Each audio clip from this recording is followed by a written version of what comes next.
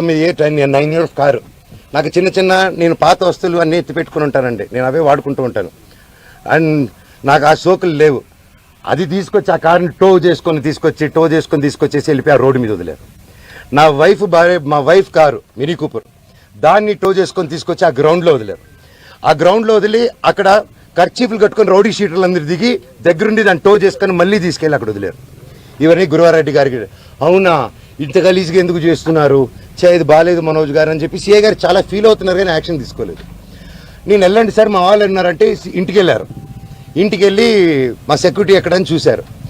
వచ్చేసారు సెక్యూరిటీ ఏమేస్తారంటే నేను వెళ్ళి అడిగాను, వాళ్ళు ఎవరు లేరంటున్నారు మనోజ్ గారు అన్నారు. సార్ నా ఇంట్లో అంతమంది దూరిపోయి అంత 5 ఎకరాలు అక్కడ ఉండే 3 acres ఇంట్లో మీరు అక్కడ లేదు అంటే ఎలా సార్, మీరు వెతికారంటే నాకు చేశారా సార్ అంటే అది లేదన్నారు. అక్కడ లేరు మనోజ్ గారు, నేను ప్రొటెక్ట్ చేస్తా అన్నారు. ఇది పొద్దునైంది.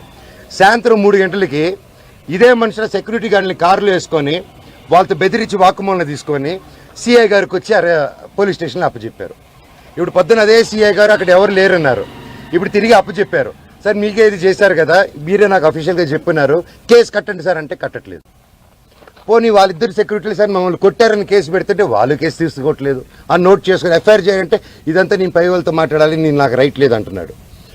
పోనీ నేను జైపూర్ నుంచి ఒక పక్క పాప బర్త్డే సెలబ్రేట్ చేసుకుంటూ జైపూర్ నుంచి మెయిల్ పెట్టాను, సార్ ఇలా జరుగుతుంది, గివ్ ప్రొటెక్షన్, కనీసం నా పెట్స్కి ఏం చేయకుండా చూడండి అనేసి యాజ్ సింపుల్గా నేను పెట్టాను. దానికి కలెక్టరేట్కి పెట్టాను, అందరికీ పెట్టాను.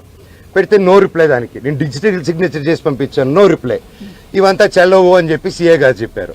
పోనీ కంప్లైంట్ వచ్చింది కదా సార్, యాక్షన్ తీసుకుంటే లేదు. సరే నేను ఊరి నుంచి వచ్చాను.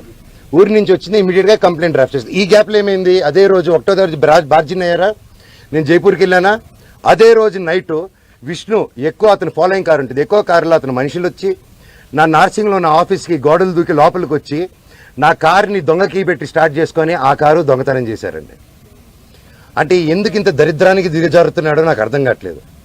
ఎందుకింత నేను కేవలం నా భైరవం, నా కన్నప్ప మీదకి నా భైరవం వదులుతాను, ఇది కాదు మనం పోరాడాలంటే ఎండి ధరల మీద పోరాడదాం, పని మీద పోరాడదాం, హెల్తీగా పోరాడదాం అని నా భైరవం వదులుదాం అనుకున్నాం సినిమా.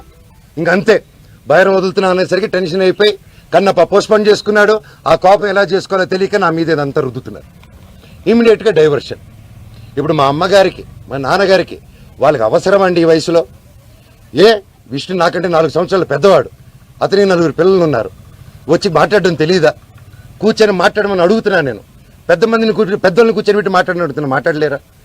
ఇవన్నీ కాకుండా ఇలా పోలీస్ ఆఫీసర్తో హైకోర్టు నుంచి నాకు ఆర్డర్ వచ్చిందండి. ఇది బాగా వినండి సార్. హైకోర్టు నుంచి క్లియర్ ఆర్డరు